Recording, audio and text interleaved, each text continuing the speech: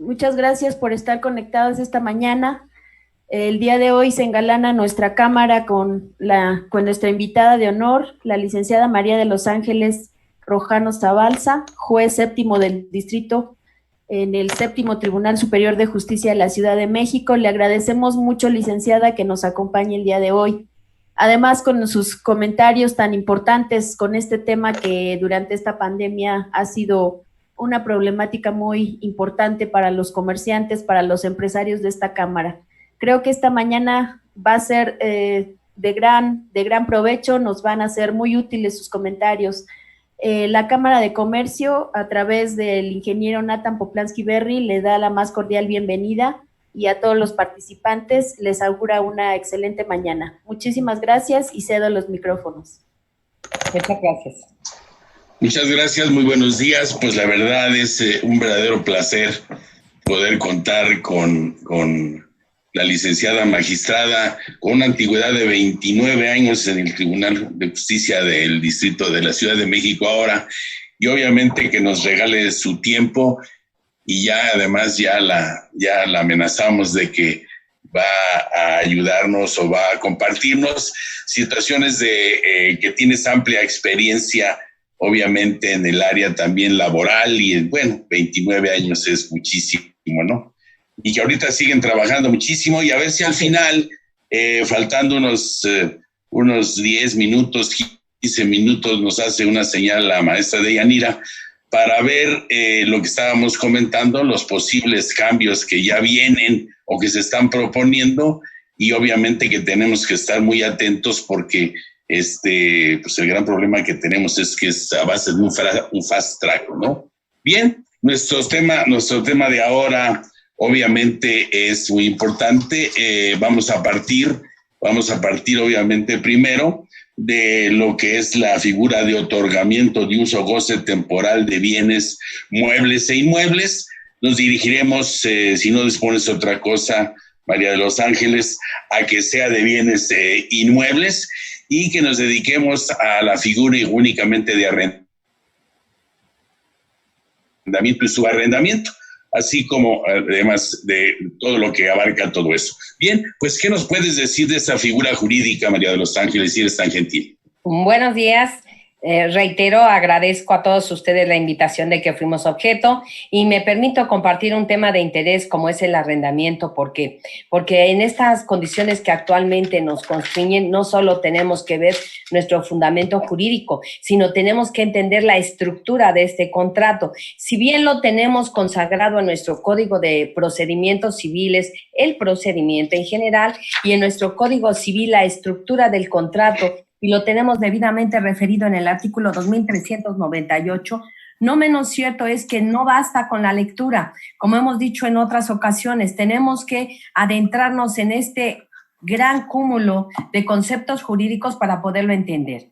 Uno, estamos hablando del contrato de arrendamiento. ¿Quiénes lo celebran? Recordemos que para todo contrato tenemos que tener 5 elementos básicos: sujeto, objeto, consentimiento, causa y forma.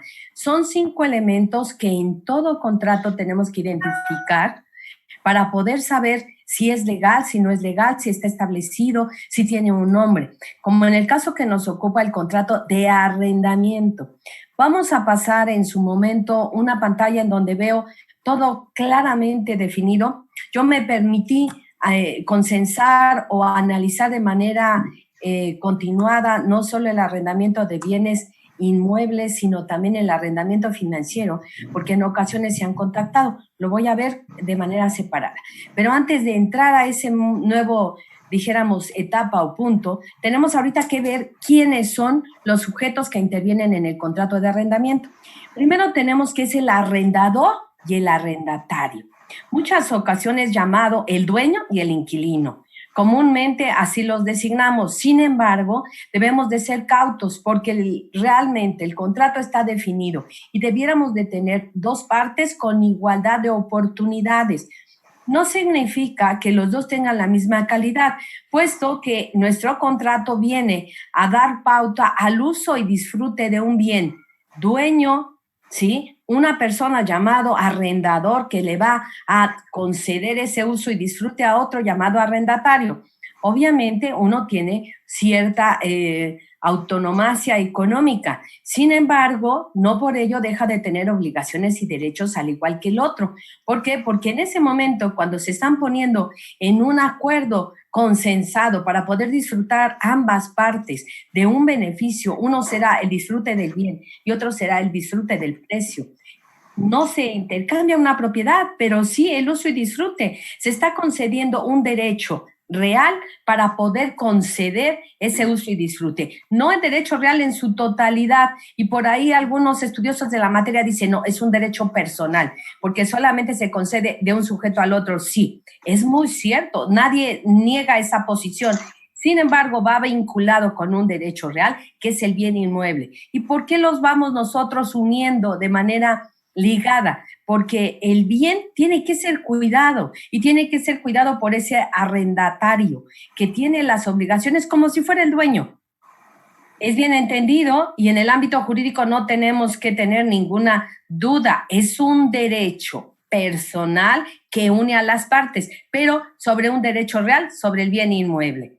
Esto ¿es un goce temporal?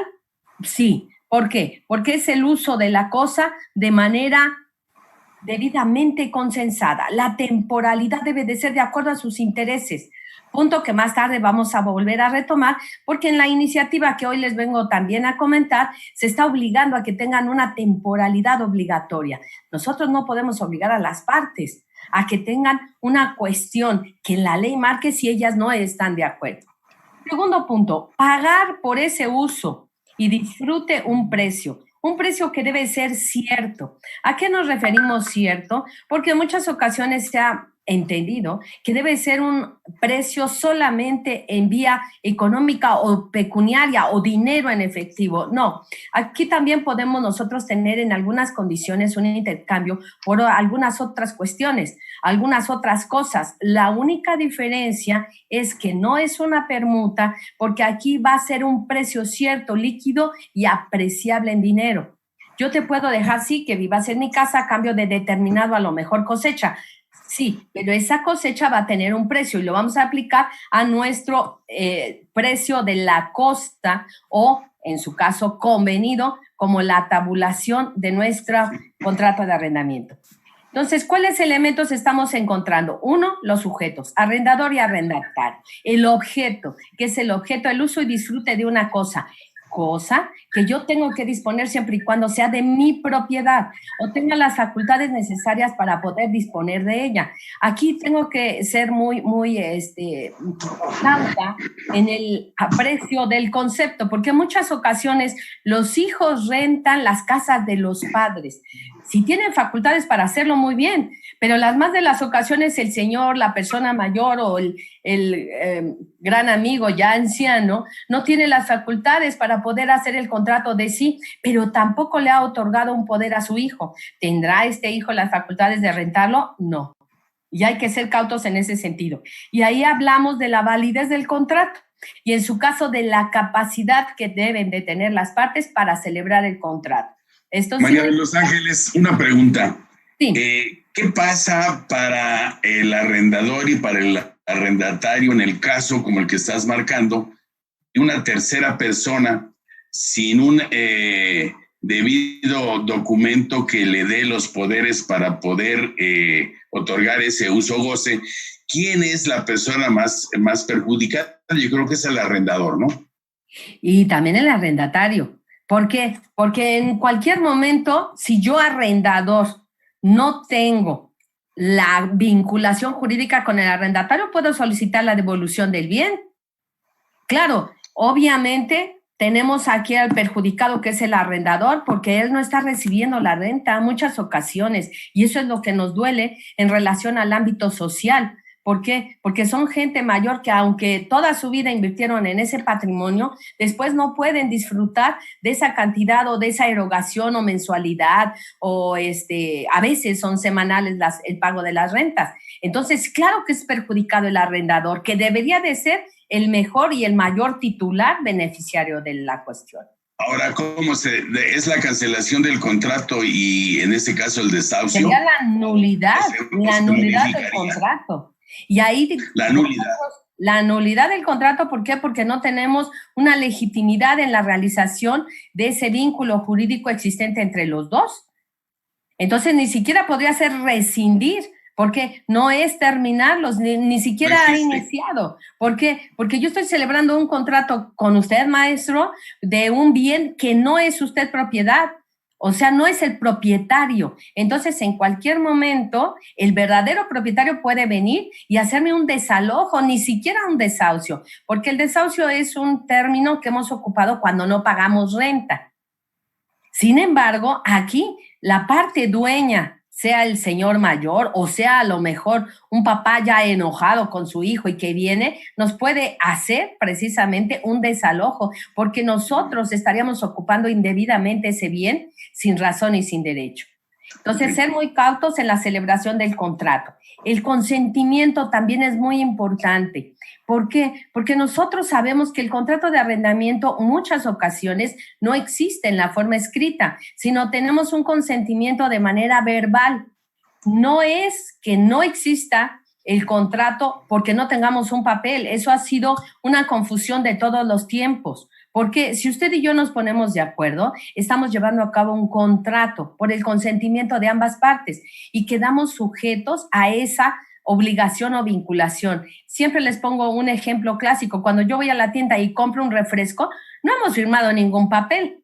Sin embargo, yo pago una cantidad y me entregan ese bien que estoy cumpliendo, que estoy comprando, que sería un refresco. Sin embargo, si ese refresco no cumple las especificaciones dadas, inmediatamente yo puedo reclamar el cumplimiento de la obligación y no tenemos nada escrito.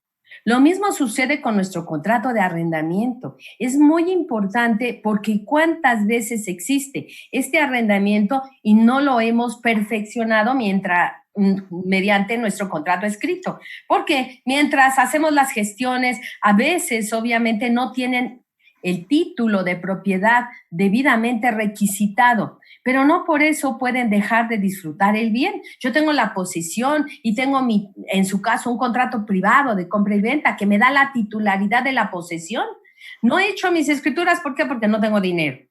Bueno, pero eso me puede impedir a que yo use y disfrute mi bien, no. ¿Me puede impedir a que yo pueda rentarlo? No. Pero usted como arrendatario sí puede decir, acredítame que eres la titular beneficiaria de ese bien. ¿Para qué? Para que yo tenga mi seguridad jurídica y no me vengan a desplazar en cualquier momento. Eso es muy importante. Siguiente, tenemos entonces a las partes, tenemos el objeto, tenemos la credibilidad o, en su caso, la presunción jurídica de que yo soy el dueño. Puede ser una inmobiliaria, claro, pero tenemos que tener patente esa representación legal o ese respaldo de la oportunidad que tengo jurídicamente de poder ser ese tercero que puede rentar el bien. Las condiciones de la renta son muy importantes, sí, no solo el precio y la fecha de la entrega, sino también las condiciones del bien. Es muy importante, y aquí hablábamos precisamente de una época, y usted lo señaló, de la época de las rentas congeladas. Fue una época de crisis. 1948, que duró durante tantos años eso, y eso llevó a un deterioro de los inmuebles, ya que el propietario o el usufructuario o quien esté recibiendo esos beneficios, pues no le daba para poderlo reparar, ¿no? Y así es. No existía la posibilidad de que el poseedor de alguna de las formas no tendría la obligación de conservarlo en buen uso, que es otra de las características también muy importantes para conservar el bien, ¿no? Así es, eso es muy importante, pero no era que no pudieran conservarlo, sino no tenían el dinero. Entonces, ¿qué sucedió en aquella época? El contrato de arrendamiento fue en declive. ¿Por qué? Porque, primero, el arrendador no tenía el dinero suficiente como para poderle dar un mantenimiento adecuado. Tampoco tenía el interés, porque no era un verdadero negocio o una verdadera gratificación para su tarea. Y obviamente el inquilino o arrendatario viendo esa circunstancia y teniendo el pago de una cantidad mínima, menos tenía él el interés en arreglar la cuestión porque sabía que no tenía ningún futuro con ese bien. Porque hay que recordar que el hecho de que yo tenga 20 años en un bien no me da ninguna garantía sobre la propiedad. Sin embargo, sí me da derechos de preferencia y derechos del tanto. ¿Para qué? Para que ese dueño, cuando lo quiera vender, yo tenga la posibilidad inmediata y preferente para poder adquirir el bien. Recordemos aquí la antigüedad, porque fue con lo que iniciamos. Esto significa que si tenemos varios arrendatarios o interesados inquilinos en adquirir el bien, siempre tenemos que dar preferencia al más antiguo. Si es un edificio o es un conjunto de departamentos, obviamente pudieran adquirir cada uno el departamento donde habitan. Esta situación de las rentas congeladas duró mucho tiempo y hay que recordar por qué es análogo al momento de crisis que ahorita estamos viviendo. En aquella época de la Segunda Guerra Mundial se escaseaban las provisiones, se escaseaba el lugar donde vivir, pero también no había dinero. Y entonces se sacó a colación general esa reforma en la cual se determinaba en nuestro Código Civil las rentas congeladas, pero era una temporalidad. Sin embargo, no fueron tan acuciosos los legisladores y menos la necesidad social que hubieran prevenido una temporalidad. ¿Y qué sucedió? Pasaron años y años y todos padecíamos esas rentas congeladas, ya sea porque por el riesgo de los edificios que estaban en una ruindad, 2, porque el arrendatario vivía en pésimas condiciones y el arrendador no recibía ningún beneficio. Sin embargo, ¿qué tuvo que haber sucedido? Tuvimos un momento de crisis, un terremoto que nos puso a temblar a todos y que tuvo que voltear la cara a la sociedad y principalmente el derecho y el ámbito legislativo y darse cuenta que era muy necesario una reforma. ¿Por qué? Pues porque tuvimos que destruir cuántos edificios y cuántas personas tenían la necesidad también de una habitación. Entonces, oye, licenciada, ahora tenemos nosotros dentro de este ámbito de la que es la figura jurídica, obviamente tenemos diferentes formas de otorgar ese uso goce temporal de bienes, como el arrendamiento, subarrendamiento, usufructo, comodato, habitación principalmente. Entonces, aquí el gran problema con relación al comodato, pues tenemos un contrato que obviamente finaliza ese acuerdo de voluntades.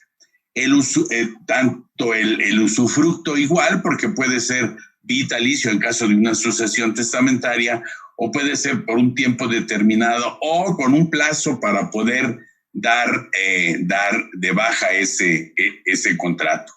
Entonces, ¿cuál es el que tiene mayor problema con relación de esas clases de contrato? Obviamente que nos darás más o menos un panorama de cada uno de ellos.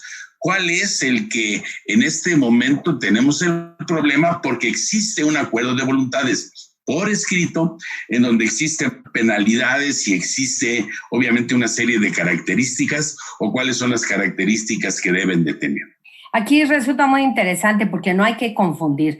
En ocasiones el arrendamiento lo han confundido con estas figuras que usted acaba de enunciar, pero recordemos, el usufructo. El usufructo es un contrato accesorio que solamente nos da derecho a los frutos. ¿Los frutos de qué? De una propiedad o de un bien. ¿Cuáles clases de frutos tenemos? Tenemos civiles, naturales e industriales.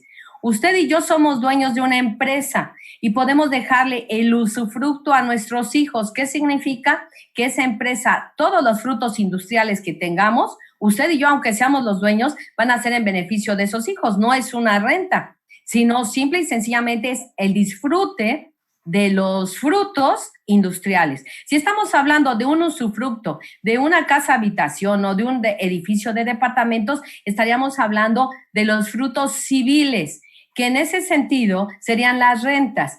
¿Qué significa? Que usted y yo seguimos siendo dueños de ese edificio, pero los frutos civiles, que son las rentas, serían las que se les darían a nuestros hijos. Ellos solamente tendrían el disfrute de esos frutos civiles. Y los frutos naturales, que es el más común que tenemos. Tenemos un rancho, tenemos una hacienda rústica y en ese sentido produce frutos naturales. En ese sencillo ejemplo, lo que tendrán ellos sería el beneficio de las cosechas que lleven a cabo nuestra hacienda. Que ahí o sea, son ingresos por accesión, ¿no? Los naturales, civiles e industriales. No, recordemos que la accesión, ¿cierto? Aquí sería el usufructo, es la producción de los bienes en frutos. Repito, esas 3 clases de frutos. Pero la accesión es una figura jurídica que existe, que es en aquel bien donde se le agregan beneficios. ¿Cómo qué sería? Pues que tenemos, por ejemplo, este terreno o esta casa y nosotros ahí ponemos una panadería. La panadería pone en un horno especial de esos de pan árabe. Esa es una accesión, no es un fruto, es una accesión que se beneficia el bien. ¿En qué sentido? Que después así administramos y pusimos nuestro negocio y cuando usted ya se quiere ir, porque tengamos esa separación de socios, pareja o lo que ahorita lo vamos a ver, queremos separarlo y usted se quiere llevar el horno. Y sucede que el horno va a deteriorar el bien, no lo podemos hacer. ¿Por qué? Porque ya es una accesión, ya forma parte del beneficio del bien, que no es un fruto, repito. Sin embargo, si ustedes lo quitara, entonces deterioraría el bien. Lo que tenemos que hacer es, en su caso, darle el importe correspondiente de esa accesión, si es que usted solo lo pagó, porque si no, si fuéramos copropietarios, ese beneficio de accesión le va a las 2 partes. Ahí estamos hablando del usufructo. No hay que confundir, los dueños siguen siendo los mismos. Si usted y yo éramos los dueños, somos copropietarios. Y recordemos que son partes indivisas, porque en muchas ocasiones dicen 50 y 50. Tú te quedas con el edificio y yo con la panadería. No. Todos, usted y yo, si somos los copropietarios, somos dueños del todo, tanto del cuarto de la azotea o la zona de lavado, como en la misma panadería que estaría en la planta baja o todos los departamentos del edificio. No puedo decir que el departamento 3 y 5 es mío y de usted sería el 1 y el 7. No. Es todo, es una parte indivisa. Si quisiéramos venderlo, ahí hablamos de otra figura jurídica que sería precisamente la división de cosa común o disolución de la copropiedad. Ese es el primero de nuestras figuras del usufructo. El segundo, el comodato. El comodato es otra figura y otro contrato muy parecido al arrendamiento. La única diferencia es que en el comodato yo entrego los bienes para el uso y disfrute sin tener una erogación a cambio o un precio. En ocasiones se ha llegado a confundir. ¿Por qué? Porque yo le puedo prestar mi casa, por ejemplo, de Cuernavaca, sin embargo le digo, pero tú vas a hacer las reparaciones o vas a hacer la limpieza. ¿Qué estamos haciendo? ¿Es realmente un arrendamiento? No. Yo te estoy entregando mi casa a cambio de que tú le hagas algunas mejoras, pero ese es un comodato, nadie te está obligando a que lo hagas, primer punto. Segundo, tú sabes si lo aceptas o no, pero un contrato de arrendamiento necesariamente tenemos que tener el uso y disfrute de la cosa a cambio de un precio o pago, pero no, aquí en ese sentido reparaciones no lo podríamos hacer porque el comodato eminentemente es un contrato gratuito por una temporalidad fija. Si dijimos que solamente en este fin de semana, porque estamos sufriendo la pandemia y usted nada más quiere descansar, ¿cuándo me tiene que devolver el bien? Al fin de semana terminado. No podemos prolongarlo, podemos hacerlo, pero tendrá que ser una nueva obligación. Por eso es muy importante, el comodato debe de ser gratuito y excepcionalmente puede realizarse alguna erogación, pero no debe de ser un precio o merces, que así se le llama. ¿Qué es el precio? Es aquella cantidad que debe de ser justificable, pero adecuadamente. Por ahí en una ocasión hablábamos, ¿qué es lo suficientemente? Incluso mi hija cuando era pequeña, mamá, ¿quién le fija los precios a las cosas? Pues la ley de la oferta y la demanda. Y la zona comercial. Generalmente en la renta de bienes inmuebles lo hemos dicho, técnicamente debería de ser el 1% del valor del bien. Pero ¿cuántas veces esa regla general o técnica que se había fijado no se cumple? ¿Por qué? Pues porque si yo vivo en una zona comercial de mucha afluencia o de muchos medios de comunicación, el precio de la renta se va incrementando. no solo por la zona comercial que se dé, sino incluso por la calidad o la circunscripción en donde se esté desarrollando. Porque pues puede ser que el bien esté muy cerca de una gasolina. El bien pierde su valor cuando está cerca de una gasolina por los riesgos que hubiera. Sin embargo, si es una plaza de las más reconocidas como tenemos actualmente, ¿no? Plaza Universidad o Plaza Delta o plazas de Santa Fe o de la zona de Polanco, son zonas muy cotizadas. ¿Qué sucede? Se va incrementando el precio de la zona donde se hace ese desarrollo. Entonces, un departamento que comúnmente costaba 3,000, 5,000, hasta 10,000 pesos, en la actualidad han ascendido hasta 30,000 pesos. ¿Qué dice uno? 30,000 pesos podrían haberse comprado un bien. Pues sí, pero es la zona comercial y la idoneidad que ellos tienen para su servicio. Entonces tenemos que separar perfectamente esas formas de otorgar el uso goce temporal de bienes porque tienen diferentes características.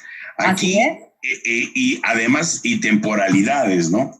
Aquí lo más importante es que al hablar de arrendamiento y subarrendamiento, pues tendríamos que desechar todas aquellas figuras que tienen un contrato adicional y que obviamente tiene una temporalidad muy fácil de resolver. Claro, salvo el de habitación, que es una obligación de dar alimentos a, como lo marca el Código Civil, pero obviamente ahorita el gran problema que podemos tener es en esa temporalidad y en las características del clausulado, ¿no?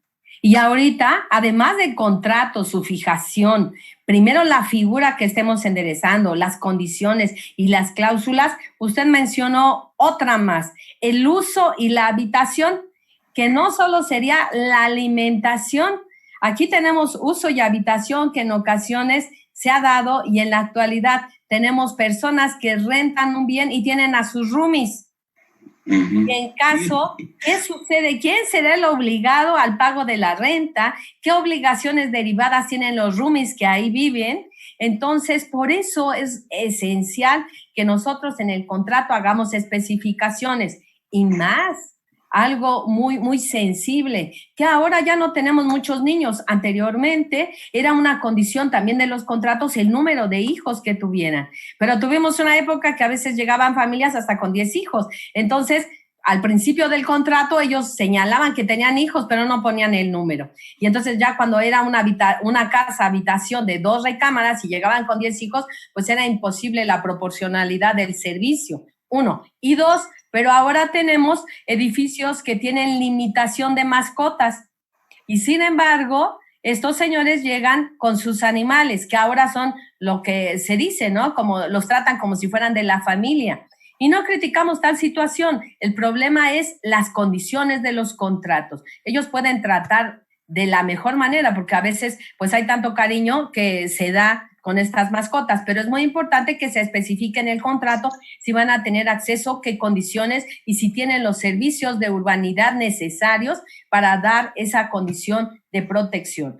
Lo que usted señala, el contrato es esencial, las cláusulas que los regulan también, el precio y pago debe de ser estipulado debidamente por las dos partes, la garantía del cumplimiento de la obligación, que antes se hablaba de un aval, ahora se habla obviamente del fiador, estamos hablando de obligaciones mercantiles, de obligaciones civiles. Quiero ser tu aval, solamente es en materia civil, quiero ser tu fiador, debe de ser en materia mercantil. Es muy importante que definamos esas dos condiciones, pero algo muy importante, ¿quién va a cumplir la obligación principal? Pues aunque el otro no esté en el uso y disfrute, si es su aval, tendrá que pagar la obligación correspondiente. Pero ahora, ¿qué sucede además de esa garantía? Que en ocasiones ya no tenemos una persona, se deja una cantidad, pero esa cantidad tiene que ser en beneficio de ¿quién? Pues se supone que es una garantía y la garantía debe de ser para responder en caso de un incumplimiento. La única condición que ahora se ha dado es que en muchas ocasiones, bueno, dieron dos meses de depósito. Pues me quedo los 2 meses para que surta o se perfeccione ese depósito. No debe de ser, se supone que la garantía debería de ser, yo ya te cumplí, se finiquitó, me devuelves mi garantía y listo. Pero ¿qué hemos hecho? Pues una práctica ya más constante de hacer uso de ese depósito en beneficio de la obligación. Entonces, los bienes son muy importantes. Claro, además esa garantía que estamos marcando, que estás marcando ahorita, es importante porque en principio es, dentro del contrato, es para recibir o entregar ese inmueble o ese bien en las condiciones en el cual fue entregado. Porque muchas veces obviamente dice, bueno, pues no te pago estos 2 meses, ya me voy, y ya esa garantía que sirvió para el cumplimiento o para, claro, y la obligación de mantener ese uso y entregarlo en condiciones, pues no se entrega así, ¿no? Así es, y es muy importante, por eso hablábamos de los bienes, las condiciones en que me las entreguen. Generalmente ya nuestros contratos de arrendamiento los venden hasta en la papelería. Sin embargo, debemos de ser cautelosos. ¿Por qué? Porque en ocasiones no determinan toda la acuciosa situación que debe de guardar el bien. ¿Cómo qué? Hemos visto ahora la presencia de figuras que pueden preocuparnos, como la extinción de dominio, en donde puedo tener el riesgo de perder mi propiedad si la persona a la que yo le estoy arrendando el bien se convirtiera de esas o aquellas que son consideradas como malandros o malos ciudadanos, en donde se dediquen a los delitos tipificados en nuestro artículo 22 constitucional. Como pudiera ser, ya lo hemos platicado en otras ocasiones, la trata de personas, el secuestro, robo de vehículos cuando estamos hablando de zonas comerciales, o en su caso los nuevos delitos de delincuencia organizada o los que afectan los petroquímicos o delitos de corrupción o de implementación de servidores públicos. Claro, ahora, fíjate que eso que ahorita estás haciendo favor de enmarcarlo, obviamente para el propietario de ese bien, obviamente es un riesgo altísimo porque muchas veces no depende de él, porque obviamente aunque uno debe de tener la posibilidad, en el contrato se pone en el clausulado de que con una anticipación de un día o de horas, decirle, sabes que voy a revisar mi inmueble, ¿sí? Que también es conveniente hacerlo, que casi nadie lo hace, para ver qué uso le están dando, ¿de acuerdo? Porque si no se hace uno solidario responsable de ese problema, aunque esté en el contrato, esa posibilidad de del poder revisarlo, ¿no? Eso es muy importante. Contenido en nuestro contrato deben de estar unas cláusulas preventivas. Lo hemos aconsejado siempre en la elaboración de los contratos de arrendamiento entre civiles, esto es, personas de manera directa o a través de inmobiliarias o a través de los auxilios de administradoras. ¿Para qué? Para que se incluya en el clausulado. Pero no solo son esas cláusulas preventivas, sino hay otras prohibitivas. Por ejemplo, tenemos figuras jurídicas como es el uso o disfrute de una zona ejidal o comunal en la cual no puede haber arrendamiento y muchas ocasiones es una práctica constante. ¿Por qué? Por el desconocimiento de la ley. Las zonas ejidales y comunales es para el uso personal, disfrute, sí, de la conjunción del sembrado o de la producción o de lo que sea, pero es de manera personal, es un derecho que no se puede arrendar. Entonces, ese patrimonio ejidal es muy importante y recordar que no es mi predio, no es mi terreno, sino es de la comunidad, una copropiedad general que tiene que tener y que solamente administra precisamente la asamblea o el comisariado correspondiente y que la dotación de tierras me la tiene que dar para mi uso y para mi explotación directa,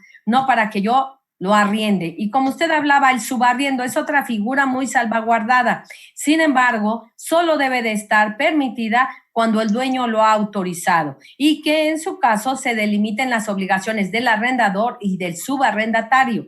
¿Para qué? Para que no nosotros mismos, al tener una condición prohibitiva por la ley, demos lugar a una verdadera rescisión del contrato. Ahora, fíjate, como esto está también en Facebook. Sí, claro, bienvenido. Una de las preguntas que nos están haciendo es, ¿qué pasa si yo tengo rentado un inmueble que es una farmacia, un sanatorio o probablemente sea un consultorio, en donde por las situaciones actuales se requiere, aparte de otras serie de inversiones y de situaciones obligatorias? O sea, ¿qué pasa si no cumple con esas obligaciones, primero que son vamos a decirle que mercantiles, de acuerdo a lo que se está usando el inmueble, y no se cumple ni motivo por el cual, vamos a suponer, en el caso muy avanzado, que se clausure o se pierda. ¿Qué pasa en ese momento con estas nuevas obligaciones que están saliendo ahorita? ¿Y qué pasa si el arrendatario o el arrendador, en su caso, no las cumple? ¿Quién tiene que cumplir esas situaciones? ¿El arrendador o el arrendatario, o se ponen de acuerdo? No, aquí es muy claro nuestro código, principalmente las condiciones de seguridad, higiene y verdadera explotación del bien. Si yo ya lo adquirí bajo esos lineamientos, yo soy la que tengo que cargar con la obligación. Pero recordemos, esto es muy importante, porque si hay una clausura, aunque esté el bien, yo tengo que seguir pagando la renta, porque la obligación principal y la infracción de carácter administrativo ha partido de mi tarea. Entonces yo tengo que seguir pagando precisamente esa renta, aunque el bien esté cerrado. Algo muy importante, usted hablaba del consultorio, mi querido amigo. Es muy importante porque las condiciones, si yo estoy rentando el bien para un consultorio, tengo que hacer las adecuaciones necesarias y las medidas de seguridad. Esto era, si yo tengo una torre médica, tengo que adecuar esos consultorios y tengo que proporcionarlo de esa manera. En su caso, usted nada más estará obligado a dar el servicio y responderá de esas obligaciones porque nada más está rentando la locación por cuanto al servicio. Recordemos que desde la época de los romanos teníamos la locatio conductio rerum y operarum. ¿Cuál es una y cuál es otra? Es muy sencillo. Una cosa es el bien que yo estoy rentando y que me hago responsable del bien, y otra cosa es cuando yo me voy a dedicar a nada más la actividad operacional, que en ocasiones, en la actualidad ya se ha trastocado porque tenemos prestación de servicios. Pero yo puedo ir, por ejemplo, al Hospital Español y contratar el servicio de atención de un parto. ¿Qué significa? El hospital me proporciona tanto el servicio de la habitación, tanto el servicio del médico, el anestesiólogo y el resultado y todos los medicamentos. Todo ello parte en un acto comercial directo. Sin embargo, no es una renta, es una prestación de servicios.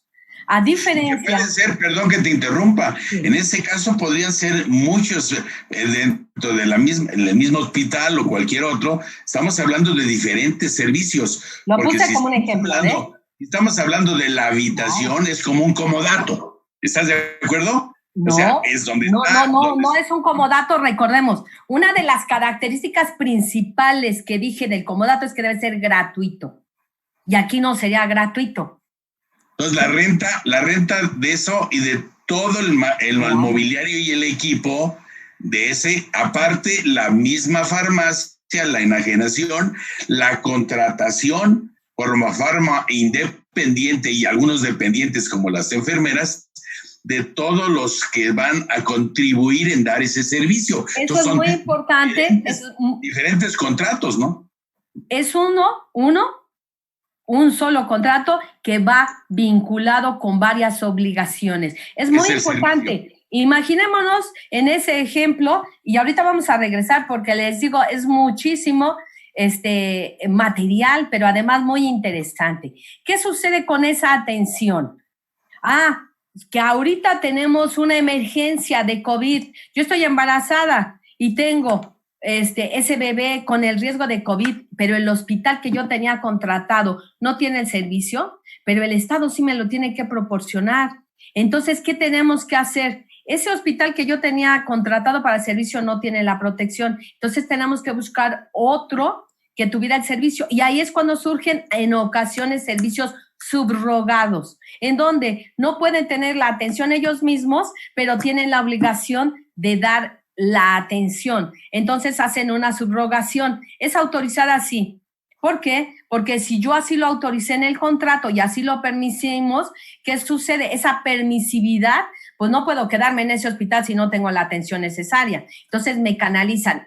Pero ¿quién va a ser el responsable de la obligación? Pues con quien yo contraté.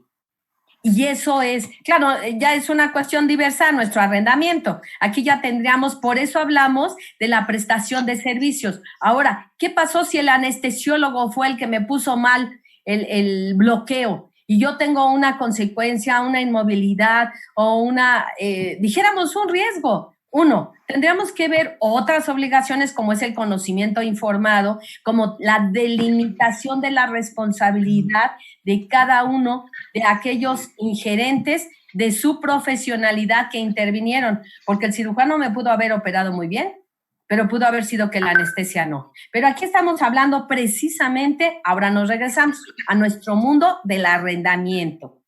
Yo como médico puedo rentar un quirófano para operar. ¿Qué estoy rentando? El bien, ¿sí? La habitación, llamémosle, que no es un servicio de habitación, pero sí es un servicio del quirófano en el que estoy rentando tanto ese lugar como los aparatos que en él se contienen, que deben de cumplir las especificaciones necesarias para que me dé ese servicio, yo que soy médico, para poder operar. Entonces ahí, ¿qué es el contrato de arrendamiento? Es el contrato entre el hospital y el médico. Y pues ese sería un contrato tácito como tal, porque pues no existe realmente un documento a donde diga que me vas a rentar sino que me vas como contrato de arrendamiento, sino realmente es como un parte de un servicio en este caso del hospital, ¿no? Pero no es tácito, porque el contrato tácito es muy interesante. El contrato tácito sería que ninguna de las dos partes, ¿sí?, hizo obviamente una manifestación directa para la celebración del contrato, pero es un contrato verbal. ¿En qué radica o cómo lo vamos a encontrar? Muy sencillo, cuando yo soy médico y voy a la celebración, generalmente no me lo dan de manera verbal. Yo tengo que firmar y como médico me dicen, ¿cuánto tiempo vas a tener el quirófano? 1 día, 2 días, y entonces celebramos un contrato y son escritos. No es tácito. El tácito sería cuando en su caso, sin tener un documento escrito o una condición verbal, yo acepto las condiciones emergidas de esa obligación y no digo nada. Como que, por ejemplo, que me estén dando el servicio de medicamentos ahí sería un contrato tácito, porque me están dando la atención del hospital, etcétera, etcétera. Sin embargo, yo le puedo decir, momento, no quiero comprar los medicamentos aquí, yo los voy a comprar y los voy a traer. Y entonces ya no hay un contrato tácito. Sin embargo, cuando yo lo acepto y le están aplicando todo, pues si está contenido en el contrato, ya estoy sujeta a las obligaciones. Y si no está contenido en el contrato en el momento en que yo no aclaré que no se me incluyan, así sean las gasas, yo estoy haciendo un consentimiento tácito. Esa es la gran diferencia. Pero ahora, la capacidad para poder llevar a cabo este contrato. Debemos de tener una disposición de plena propiedad o la facultad para conceder esos bienes. Es muy importante también porque en ocasiones yo voy al hospital y me reciben por urgencias y al final de cuentas me dicen, no, pues es que usted no era una paciente de urgencia, sino usted tenía su médico especial. Entonces, esas diferencias, eso no tiene nada que ver con el arrendamiento. Eso tiene que ver con la prestación de servicios. Así es, profesionales. Y aquí nos referimos profesionales de un profesor. No hablamos de los maestros, profesor es un profesional, ¿cierto? Claro. Ahí estamos hablando. Bueno, entonces el uso o goce de los bienes debe ser total, muy importante, porque en ocasiones, ¿qué sucede si los hermanos estaban peleando y no se ha deslindado verdaderamente la sucesión o el albacea que debe de ser el representante legal? Llega un hermano y me cobra la renta, llega el otro y me quiere sacar. Entonces, esa inseguridad jurídica que puede tener el arrendatario no tiene por qué surtir. Ahí yo tengo que decir, sí voy a pagar la renta y la tengo que pagar a quien me acredite que tiene el derecho inherente para dicho cobro. No me lo acredita nadie, lo que yo tengo que hacer es hacer mi depósito de la renta. ¿Para qué? Primero, para que sea en término, porque en muchas ocasiones esto es uno de los principales conflictos. Es que no me han dicho a quién le tengo que pagar. No, señor. ¿Usted sabe quién tiene que pagar y a quién le tiene que pagar? El gobernador. Aquí es muy importante que nosotros tengamos la facultad del uso y goce de los bienes, tanto si somos propietarios como copropietarios. Y si no lo tuviéramos, lo más importante, aquí tengo...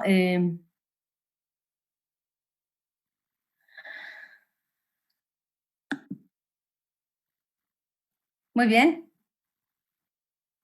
Aquí tengo que ser muy cauta. ¿En qué sentido? Tenemos que ver quién tenga la facultad para poder conceder ese uso y disfrute de los bienes. Sin embargo, repito, yo era la arrendataria, entonces yo sé a quién le tengo que pagar la renta.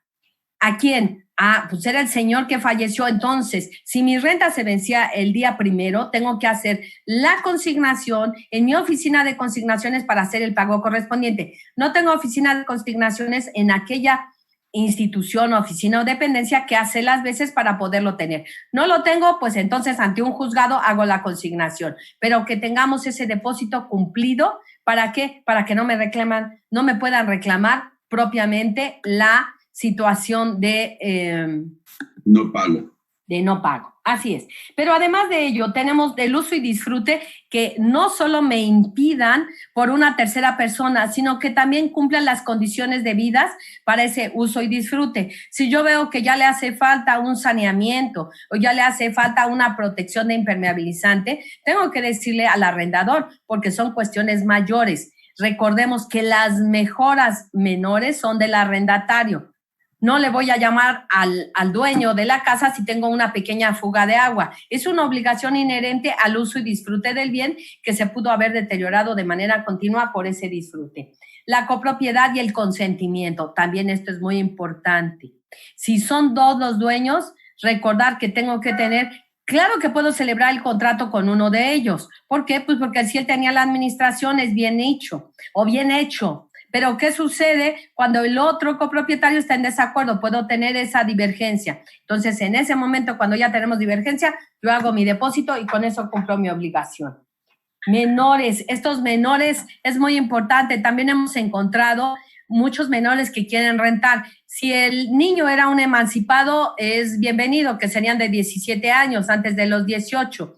El único problema es que también tenemos que ser cautelosos, porque ahí volvemos al caso que hablábamos de los riesgos de los jóvenes, delincuencia organizada. Tenemos un problema ahorita muy grave, de una locación en donde tenían un bien rentado para rehabilitación de jóvenes. ¿Y qué sucedió? Que pues ahí se dio un cauce crítico. Entonces, en ese sentido, tener mucho cuidado. Menores emancipados, mandatarios. Los mandatarios también verificar que el poder esté debidamente reconocido y expedido por la persona que tenga la facultad. Porque si yo le entrego mi renta a un mandatario que ya estuviera revocado, es tanto cuanto como si no hubiera pagado la renta. Nos sucedió en qué momento un extranjero siempre le iba a cobrar la renta el abogado del dueño de la casa. Sucede que ese abogado pues ya había sido revocado y entonces el arrendador no le había avisado al arrendatario que ya tenía un nuevo apoderado. Entonces llegó el abogado y como siempre se lo daba de manera directa, pagó. ¿Qué sucede? Pues que ya estaba revocado. También es una condición muy especial que vigilemos que el representante legal o mandatario judicial o apoderado tenga las facultades inherentes. Si yo tuviera la más mínima duda, corroborar que las facultades sean debidamente precisadas o ratificadas por quién, por el dueño de la casa. No es mi obligación. Hay que ver quién es el mandante, ¿no? Es muy importante tener las características y cómo poder contactar al mandante para que poder estar checando que efectivamente no esté ese poder revocado, porque muchas veces a mí me dan un poder y me lo revocan y muchas veces tampoco me avisan, ¿eh? Que ese es un grave problema. O sea, cuando a usted le revocan un poder, a usted le tienen que notificar. De la misma manera en que a usted se lo otorgaron, también se lo tienen que revocar. No significa, ni tampoco usted se puede desafanar de la obligación, que diga, ay, no, pues ya este señor me tiene fastidiado con su actitud, es intolerante, es muy agobiante o aprensivo, lo que usted quiera. Yo ya no quiero. ¿Y usted renuncia? No. Tenemos que hacerlo así, con todas las formalidades de la ley. Tengo que llegar, renunciar a ese poder y hacerlo del conocimiento, porque mientras yo no haga esa renuncia, soy inherente a todas las responsabilidades del caso que estemos llevando a cabo. Ya sea jurídico, ya sea de administración o ya sea simple y sencillamente de tentación de la posesión. Luego, nuestro contrato de arrendamiento es formal. Excepcionalmente lo tenemos consensual, pero en la común de las cuestiones de nuestra sociedad se da. Díganme ustedes quién ha dado de alta su contrato de arrendamiento. Es muy poco probable que el 100% lo tuviéramos. Pero, ¿qué sucede? Es importante porque primero es un ingreso y esto es para una economía más sana. Segundo, deberíamos de tenerlos todos dados de alta porque es lo más aconsejable técnicamente y jurídicamente, pero más nuestra buena fe como ciudadanos. Si yo lo estoy rentando, lo tengo que dar de alta. Y es mínimo. O sea, el pago de los impuestos muchas ocasiones nos espanta. ¿Pero por qué? Pues porque seríamos causantes cautivos. Sin embargo, ¿qué sucede? Es una garantía jurídica para el arrendador. ¿Para qué? Para poder ejercitar una buena fe de manera directa en caso de incumplimiento. Puede ser un documento anteriormente. Hace mucho tiempo se había obligado que todos los contratos de arrendamiento estuvieran dados de alta. Había una disposición jurídica que así nos obligaba, pero se declaró inconstitucional en virtud de que nuestra superioridad así lo precisó, en razón de que no tenían la posibilidad muchas ocasiones de tener todos los elementos necesarios para poderlos dar de alta. Pero ahora, con estas nuevas ideologías, lo más conveniente es primero que los demos de alta, que pagamos los impuestos relativos, que son mínimos, pero que nos dan seguridad. Después de ello, las rentas, ¿cómo se pagan? Deben de ser en la forma y términos estipulados. Recordemos que incluso había contratos de arrendamiento que se hacían hasta en escrituras públicas. Eso es muy importante, claro, era más caro también, pero nos daba cierta seguridad, y cuando estamos hablando de naves industriales, de grandes posesiones o trabajos respectivos que ameritan una mejor garantía, ¿podemos hacerlo mediante una escritura? Sí. ¿Es permitido por la ley? También. Después de ello, los periodos de contratación. Generalmente lo más común es que se lleven a cabo por un año. Sin embargo, ahorita esta iniciativa de ley que les voy a presentar al final, todavía tenemos tiempo, es muy importante porque obligan a 3 años. Yo pregunto, si simple y sencillamente yo vine a cursar un diplomado, una maestría y solamente me falta un año, ¿por qué me van a obligar a 3 años obligatorios? Si la condición y uno de los requisitos de nuestro contrato es el consentimiento. Hemos tenido contratos que incluso se dan por 3 meses, por 6 meses, cuando viene ya hacen trabajos temporales. Claro, la garantía debe de estar dada y el cumplimiento de la obligación también, pero no tienen por qué obligarme a un periodo mayor del que el consentimiento de las partes quiera llevar a cabo. Porque también hemos tenido muchos problemas con aquellos contratos que los celebran por más de 2 años y les adelantan el pago, e incluso el pago es superior al precio comercial. Pues, ¿qué sucede? Ahí nosotros como arrendadores tendríamos que tener una sospecha o la clara duda de que ¿por qué me lo están haciendo? Si con ese dinero que me están entregando como renta podrían comprar un bien en otro lado. Ahí tenemos que ser cautelosos, no nada más pensar en un beneficio inherente que solo sea una cantidad económica que se me entregue, porque puede ser un grave riesgo para mí, para mis bienes o para la gente que en su caso puede ser la comunidad donde me esté desarrollando. Que así se han dado muchos de los lugares que se han utilizado para secuestros. Después de ello, además de la temporalidad y las rentas, es muy importante que nosotros tengamos en cuenta esa reforma que nos hicieron de que el reclamo de más de 3 rentas, ¿sí? Ahí nos dice, debes de tener, si tienes deuda de 2 rentas, tienes que reclamarlo porque si tú te vas más allá, se presume que están pagadas. Entonces, esa disposición jurídica nos preocupa. ¿En qué sentido? Que nos está obligando a ejercitar la acción de manera inmediata. Es cierto, pero también a mí me preocupa más que una gente que no haya pagado la renta porque el arrendador estuvo enfermo, no pudo ejercitar una acción, se le esté presumiendo de que le pagaron. Aquí no puede haber una presunción de tal naturaleza. Son 2 partes obligadas y tú me tienes que acreditar que te pagué. Claro, si tienes un recibo de marzo y yo te estoy cobrando enero o febrero, ¿por qué te di un recibo de marzo si me debías enero y febrero? Esa es mi culpa. ¿cierto? Sin embargo, no es posible que me hayas debido enero, febrero y marzo, y porque yo no te reclamé en febrero, den por hecho que estás al corriente de la renta. Eso no habla de una igualdad jurídica. Y aunque esté en la ley, y nosotros tenemos que ser cautelosos y en estricto cumplimiento de la ley, no estamos exentos de no ver los errores o las deficiencias donde las partes no son tratadas como iguales. Y tenemos que tener la claridad, todos, el arrendador y el arrendatario, para tener una verdadera igualdad jurídica y social. Esa presunción es un verdadero problema, ¿eh? Sí. Porque se presume que están pagados y es que después de 2 meses no se interpone ese cobro en forma legal, pues automáticamente no me pueden decir que no están pagados ya que no hubo esa solicitud anterior, ¿no? Aquí lo tenemos, me voy a permitir leerlo para mejor claridad. 2428E. La renta debe pagarse puntualmente en los plazos convenidos y a falta de convenio por meses vencidos. El arrendador está obligado a entregar un recibo por cada mensualidad que el arrendatario de renta por más de 3 meses, así es, se entenderá, dice el arrendatario pague, a falta de entrega de recibos de pago de renta por más de 3 meses, se entenderá que el pago ha sido efectuado, salvo que el arrendador haya hecho el requerimiento correspondiente en tiempo y forma. O sea, digo, este artículo, ¿en dónde nos deja, no? Pero bueno, nosotros hemos hecho ya la tesitura jurídica y ustedes obviamente tienen que hacer la presión para que presión general nos ajuste la ley.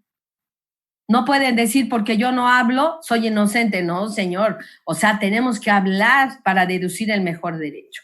Pero bueno, obligaciones del arrendador. El arrendador es muy importante que sea el titular, que me mantenga en el uso y disfrute, que entregue la cosa, porque en muchas ocasiones tenemos el contrato de arrendamiento y no me la entregan. Ahora hemos llegado a un avance tal que puedo rentar de fin de semana de una casa y ni siquiera veo al arrendador. Nos dejan las llaves en una cajita con una clave, puedo abrir, me lo dan. ¿Qué sucede? Que llegamos y el bien no tenía agua caliente. Pues tenemos que estarnos comunicando. Segundo, que no había luz. ¿Por qué? Pues porque se había desconectado. Segundo problema. Tercero, que en su caso tenía un servicio de calefacción, no se dio ni de calefacción ni de aire acondicionado. Entonces, por una parte hacía tanto frío y después estaba muy agobiante. Esas condiciones, ¿qué sucede? Debemos de ser muy cautos y el servicio debe de ser proporcionado en la forma y términos idóneos. ¿Por qué? Porque si no estamos cumpliendo con las obligaciones, entonces el otro no tiene por qué pagarme la renta. Pero el problema es que la renta yo ya la deposité por adelantado. ¿Es correcto? No. Tendríamos que hacer el reclamo y tienen que hacernos la deducción correspondiente. Eso es trascendental. Mientras no me den el servicio, me tienen que hacer la deducción. El único problema es que nuestro código nos habla que solamente que me impidan el disfrute total es que no pago la renta, ¿cierto? Entonces, esa también es una reforma necesaria y una adecuación que tenemos que hacer. En el ámbito de las condiciones rústicas sí se da. Y además, muy importante es que no solo en las condiciones rústicas, eso que les estoy explicando, sino también se dan, como lo tenemos en la actualidad, una contingencia mayor. Y me voy a permitir leer el artículo, el 2455 dice: el arrendatario no tendrá derecho a la rebaja de la renta por esterilidad de la tienda arrendada o pérdida de frutos proveniente de casos fortuitos ordinarios, pero sí en caso de pérdida de más de la mitad de los frutos por casos fortuitos extraordinarios. Estamos hablando de la renta de fincas rústicas. No es posible que en esa materia sí esté regulado y en nuestra materia urbana no lo tengamos. Y voy causando el segundo párrafo. Dice, entiéndase, por casos fortuitos, que ahí es muy importante, dice, entiéndase por casos fortuitos extraordinarios el incendio, la guerra, la peste, inundación insólita, langosta, terremoto u otro acontecimiento igualmente desacostumbrado que los contratantes no hayan podido razonablemente prever. En estos casos, el precio del arrendamiento se rebajará proporcionalmente al monto de las pérdidas sufridas. las disposiciones de este artículo no son renunciables. Estas disposiciones deberían de ser aplicables también en nuestras zonas urbanas. Pero ya lo habíamos comentado con anterioridad en otra plática y solo es para recordar que la renta que tenemos puede ser rebaja o deducible de acuerdo a las condiciones. Cuando yo compré un automóvil y ese automóvil no cumple las condiciones que se me habían asegurado, que no me tienen que hacer una rebaja respecto de las condiciones en que está el automóvil, es bien conocido en el ámbito. ¿Por qué lo hacemos en un automóvil y no lo hacemos en estas figuras jurídicas que son iguales? Además, nuestro contrato de arrendamiento está muy bien regulado en nuestro Código Civil. Entonces, ser muy cautos en ese sentido. Además de entregar la cosa, repararla, garantizar el uso pacífico. ¿Por qué? Porque si tenemos un saneamiento por evicción, me tienen que pagar los daños y perjuicios. Y usted lo señalaba, o sea, esa suspensión de mi disfrute, tengo que ser reparada. Garantizar la posesión útil de la cosa, esto es que me dé las condiciones respectivas. Aquí hablábamos en una sesión anterior cuando tenemos una escuela y la escuela no me permitió dar acceso para impartir las clases dentro. Yo soy, como muchos, ¿verdad? Maestros, ¿qué sucede si no me permiten dar la clase? Pues no tengo el servicio. Ahora tenemos las videoconferencias. Si me hubieran permitido el acceso a la escuela, yo hubiera dado las clases por videoconferencia. No lo hacen. Entonces, ¿qué sucede? Me impidieron dar el servicio. ¿Me podrían cobrar la renta?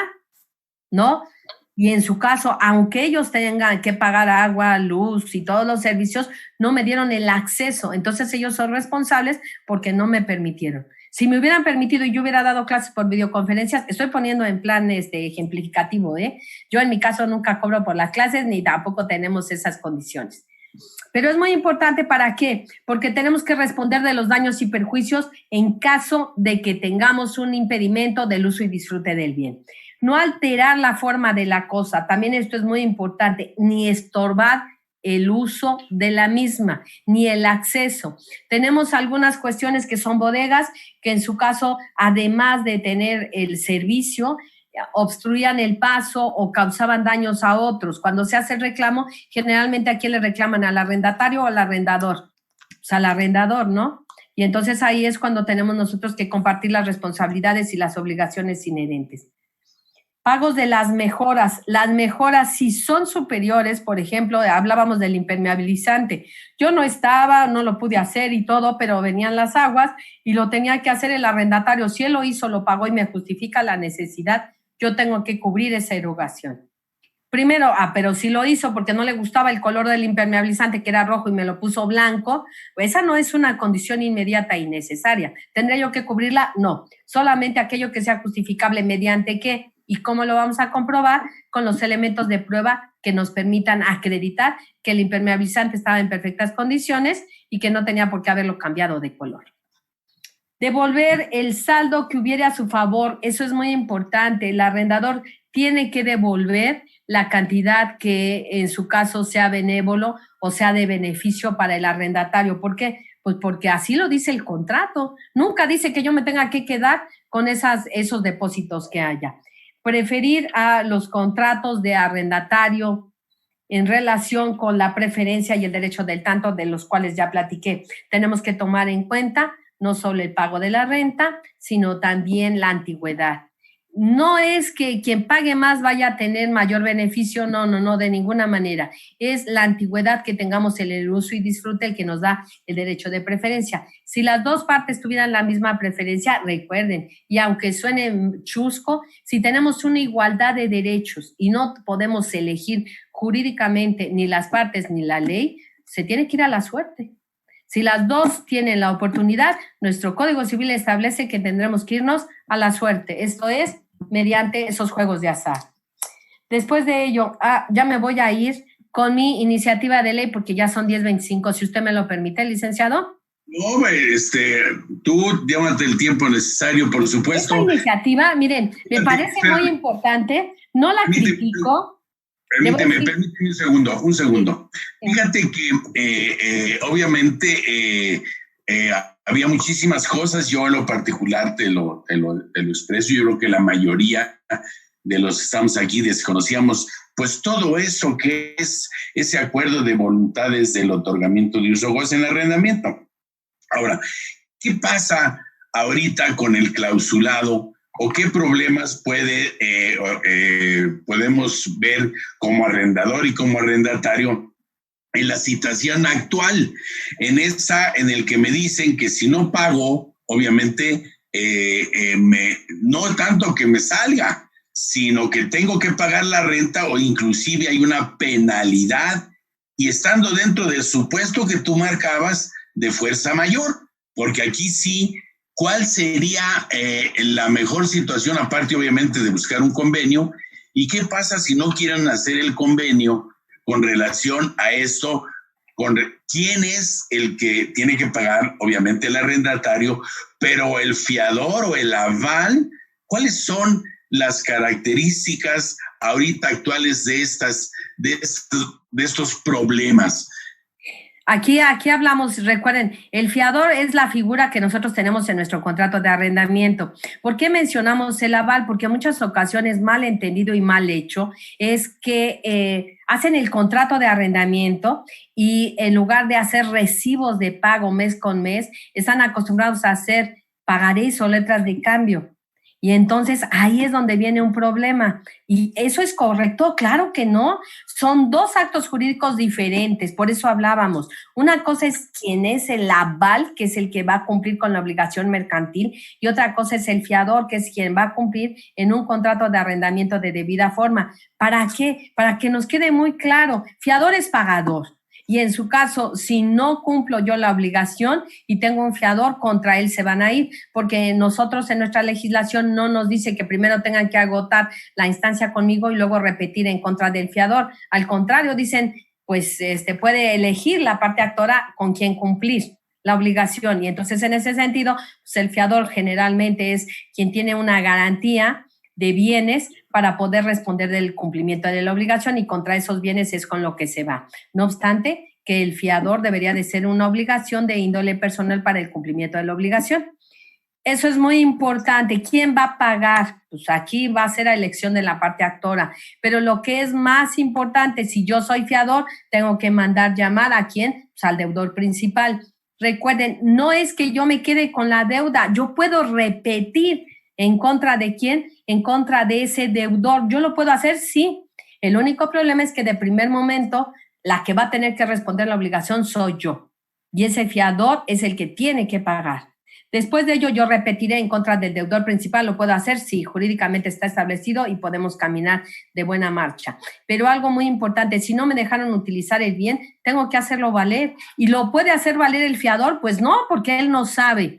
Por eso es muy importante que si nosotros somos fiadoras, mandemos llamar de debida forma al deudor para que él venga y deduzca el derecho principal, en donde pues no tengo yo por qué pagar un fiador si nunca lo dejaron hacer uso del disfrute en forma adecuada del bien motivo de la renta. Entonces, eso tiene que ser en primer lugar. Segundo, muy importante, no tengo por qué pagar la renta si no me dejaron hacer uso. Y lo que yo siempre he dicho, claro, tenemos casos fortuitos y fuerza mayor y se alegan 2 meses, pero si no tengo el bien y el disfrute adecuadamente, aquí no lo dice y por eso se los acabo de leer de la finca rústica. Me tendrían que hacer el descuento correspondiente de acuerdo al servicio que tenga.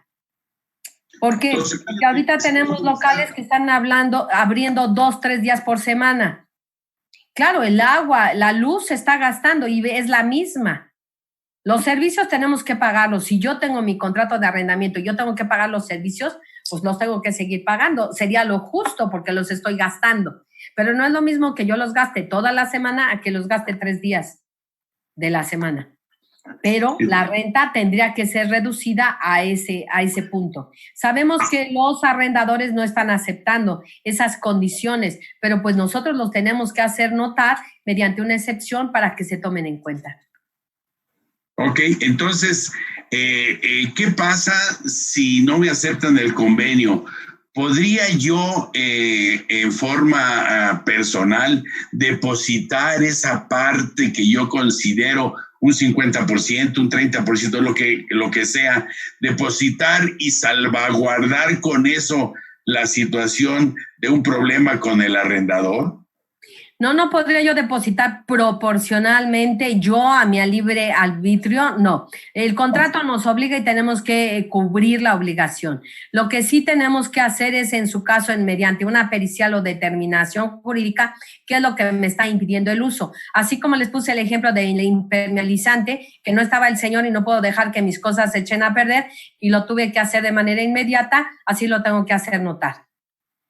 Entonces, ¿cuál sería el procedimiento adecuado sin que ninguna de las dos partes salga altamente agredido? Tampoco el dejar de pagar, pero sí la conciencia de que pues no estoy recibiendo todo el dinero y no tengo la posibilidad, queriendo conservar el bien, porque otra cosa es que me salga y deje todo ahí, ¿no? A ver, otra vez, o sea, no puedo irme y dejar todo ahí, no, porque yo tengo bajo mi cuidado y responsabilidad el bien. Aún en un caso extremo de terremoto, tengo que salir, sí, y por eso nos han dicho, tienes que prever tus medidas de contingencia aún de un terremoto. Imagínense que yo deje todo abierto y me vaya porque me asusté tanto y 15 días y dejé la casa abierta, pues si se roban todo, aún los servicios hasta sanitarios que ha sucedido, ¿quién es la responsable? Pues quien tenía bajo el uso y disfrute el bien. Recordemos que nuestro código civil establece que incluso si se incendia el bien estando yo como arrendataria, yo soy responsable. Ahora, siempre y cuando no se acredite que me habían dejado en pésimas condiciones el servicio eléctrico y que fue una condición respectiva la consecuencia. Ahora, yo podría como arrendatario, podría ante un juzgado, claro, en la medida que se pueda, interponer esa posibilidad de reducción de renta. Sí, pero aquí tenemos que ser muy cautos. Recordemos que el juicio de arrendamiento, ya sea, debe ser terminación, rescisión o incumplimiento de la obligación. Para que yo pueda exigir una condición idónea, lo primero que tengo que hacer es pagar mi renta completa.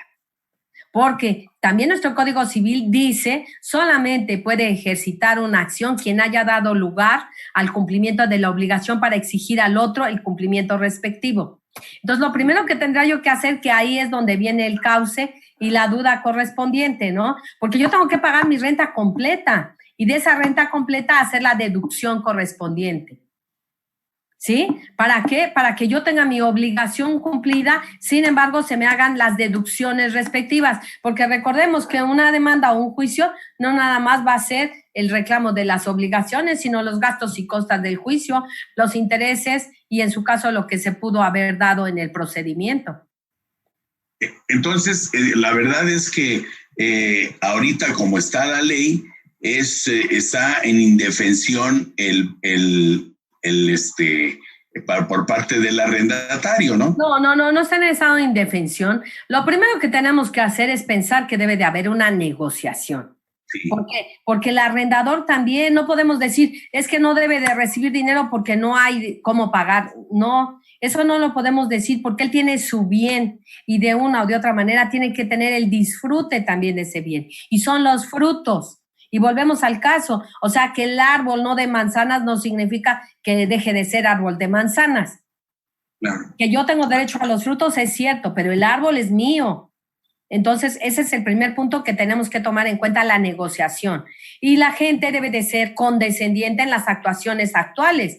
O sea, ¿qué preferimos? ¿Que me dejen el bien vacío y desocupado porque ya no puedo pagar? Que lo puedo decir, ¿eh? O sea, aquí tengo el bien y ya no puedo pagar. Si teníamos un contrato obligatorio de 1 año, pues sí, pero bajo esta contingencia no me puedes obligar. Nadie está obligado a lo imposible. Y entonces ahí sí tenemos que hacer valer que, dada la contingencia, no puedo funcionar bajo las condiciones respectivas. Entonces vengo y te entrego el bien en una consignación correspondiente. Ahora, ¿cómo se hace eso por la situación? Oye, ¿sabes que no te puedo...? Esto significa, pago mis obligaciones hasta el día de hoy y te lo consigno. ¿cierto? Ahorita no estamos en los juzgados aperturados. Sin embargo, sí tenemos a los notarios. Y si yo quiero hacer esa actuación, nadie me impide que no acuda yo con un notario y haga esa aclaración correspondiente. Ya no puedo pagarte, aquí te pago hasta el día de hoy, que es lo que yo puedo hacer, y te entrego las llaves. Y vamos a verificar mediante la fe del mismo notario las condiciones en que te entrego el bien. Eso que estás diciendo es importantísimo. Yo lo sé, y además porque no está fijado por la ley, pero lo podemos hacer. Claro, existen otros medios por los cuales pues, se puede dar fe pública de que lo estoy entregando, inclusive enmarcar que no está aceptando esa entrega y se debe entonces depositar las llaves, o cómo se hace situación que dice, sí, pues está bien, pero no estoy de acuerdo. Así es, se hace la consignación correspondiente. Primero dar cuenta y fe de que lo estoy entregando y que está en perfectas condiciones y que en su caso yo ya no puedo. Nadie está obligado a lo imposible, que eso es lo primero que tenemos que decir. O sea, yo como arrendador, ¿cómo te puedo obligar? A ver, maestro, tienes que estar todo el año bajo unas condiciones de contingencia que tenemos 5 meses que no puedo abrir mi negocio. Sí. Pues si ya me esperé hasta este momento, pues ni modo, tengo que pagar mis 4 meses de renta. Y yo podría, y es lo que por eso les he recomendado desde el primer momento, buscar la negociación, porque no te puedes esperar hasta el último momento, hasta que ya tenemos el agua hasta el cuello para poder buscar una solución. Claro, estábamos esperando un mejor momento de contingencia, pero ahorita, si nosotros nos damos cuenta, pues señor, tenemos que pagar lo que tengamos cumplido y hacer esa consignación o esa entrega de las llaves. Ahora bien, ¿qué sucede?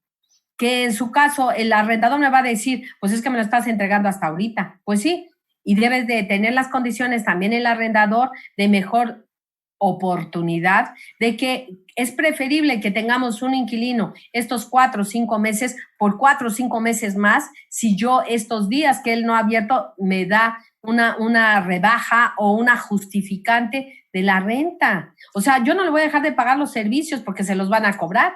La luz nadie nos ha dicho que en plano de contingencia no vamos a pagar o que nos hicieron una reducción. Al contrario, yo he visto hasta en los medios de comunicación que hasta se han incrementado, ¿no? Así es.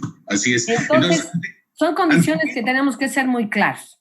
¿Ante quién consignar esas llaves ya después de la fe pública? ¿Ante quién consignar esas llaves? Pues ya lo podríamos hacer mediante nuestras, ya estamos abriendo el juicio en línea, pero si no, tenemos autoridades también que pudieran auxiliar en esa entrega correspondiente. Ahorita sería ya los juzgados, la autoridad directa y técnica, que es la que lo tiene que hacer. Perfecto, eso es extraordinario. Bien. Ahora aquí tenemos, dice, me gustaría que hablaran sobre cómo defender la extinción de dominio. Esa es otra sesión que tendríamos que hacer, pero de inmediato. Lo primero que tenemos que hacer es, hacer nuestro contrato, que nosotros le decimos blindado, que no es otra cuestión, así le han designado algunos autores, pero no es otra cuestión más que incluir cláusulas que prevean que no se lleve a cabo estas condiciones. 3, que nosotros actuemos de buena fe bajo todos los lineamientos de un buen arrendador o pater familia, como se decía antiguamente. Esto es, que yo tenga mi condición, que estemos claros, que estemos precisos, y además que en su caso, si yo veo que hay una condición así sea mínima de cualquiera de los delitos que acabamos de mencionar anteriormente, hagamos la denuncia correspondiente. Puede ser denuncia anónima, no tenemos que dar datos. Luego dice, ¿cuál sería la consecuencia legal por no expedir factura por concepto de arrendamiento? No es una factura, es un recibo, pero recordemos que recibo con todos los requisitos legales que se requiere para poder tener por cumplida la obligación fiscal. Luego dice, hola, me gustaría saber si no me pagan la renta por problemas de la pandemia, ¿puedo pedir que desaloje mi propiedad? Podríamos, claro que sí, pero más que pedir que desaloje de manera agresiva, pues señor, una negociación. Creo que eso es muy importante, y en su caso, señor, si ya no nos va a pagar, pues entonces sí, desocupe. Creo que hasta es una concesión que le puede hacer el arrendador. Claro. ¿Dónde se da de alta el contrato de arrendamiento? Pues en el SAT. Y nos tenemos que dar de alta, y disculpe, ¿cómo dar de alta el contrato? ¿Dónde se hace eso y por qué realizo la factura de la renta? pero no he notificado a nadie del contrato. Aquí generalmente mi maestro, que nos hizo favor de invitarnos, es el experto en la materia, es nuestro contador quien da de alta fiscalmente. Nosotros somos los causantes cautivos o los fiscales, pero nuestros contadores son los que tienen que darnos de alta el contrato de arrendamiento, la condición bajo las cuales podemos cumplir. Es lo más aconsejable, pero si no tuviéramos un contador, podemos acudir a las oficinas y ahí tienen una asesoría jurídica y fiscal gratuita que los pueden asesorar en las oficinas del SAT. No es comercial, pero ayuda. No, además, ahorita, obviamente, como no hay más que realmente una visita corporal, sino previa cita y con determinadas características, tiene obviamente. Y el cumplimiento, pues sí se tiene que hacer porque es una obligación constitucional, y ya platicaremos en otro de los pláticas que tengamos. Ahora, esto es importantísimo. Ahora, y yo quisiera que me hicieras favor, ahora sí, de platicar lo nuevo. Esa iniciativa que trajimos, que me preocupa, y por eso quiero que ustedes nos ayuden a estudiarla de debida manera y además que nos enteremos. Porque les voy a decir, incluso nosotros como jueces las iniciativas no las tenemos en una particularidad de estudio, sino nosotros ya cuando tenemos la ley es cuando la tenemos que aplicar. A mí me gustaría que a todos los ciudadanos, así como hacemos esas votaciones de si tomamos decisiones en algunos puntos trascendentales, que todas las leyes fueran de un consenso de la academia, del ciudadano. ¿Por qué? Porque aparentemente benefician a unos, pero perjudican a otros. Y eso no puede ser. Tenemos que buscar el mejor equilibrio social. No critico las posturas, son políticas de Estado. Sin embargo, creo que si yo planto una idea y está mal, señores, ayúdenme, critíquenme, y en su caso lo hacemos de mejor manera, pero vamos caminando haciendo un trabajo diario. Sin embargo, si nos quedamos callados y solamente acotamos lo que nos llegue y después queremos patalear, no se puede. Por eso es muy importante que conozcamos el derecho y aportemos ideas. En este caso es importante, yo te voy a solicitar en un tiempo cercano. Aquí la Cámara de Comercio de la Ciudad de México, obviamente representante de muchas empresas, empresarios, contribuyentes, obviamente podría ser un buen canal para poder ayudar, para poder tener un consenso de esto que estás platicando. Yo de una vez te quiero decir que obviamente te voy a invitar más adelante a que nos hagas favor de ver esto, y la cámara podría ser, o las cámaras podrían ser un medio en el cual podamos nosotros tener voz y voto más consensado, con más potencia. Maestro, estoy de acuerdo, yo agradezco esa atención, le voy a decir por qué. Porque, por ejemplo, nos dicen, los juicios deben de ser rápidos, porque tenemos que solucionar el conflicto, sí, pero aquí a mí me parece muy importante la cultura jurídica que estamos creando. Sí hay que hacer los convenios, sí hay que solucionar, pero hay que estar consecuentes de que hay una deuda y de que se causaron intereses, y que en su caso, si la parte me está condonando intereses, la cultura jurídica se está creando y dicen, mejor espérate, ya que estés en el juicio te van a perdonar los intereses. Eso no es cierto. La condena debe de ser la suerte principal más los intereses, más los gastos y costas, y el juicio en general, incluso gastos y costas y daños y perjuicios. Debemos de estar consecuentes. Muchos contratos ya se hacen con penas convencionales. Las penas se tienen que pagar si yo soy responsable.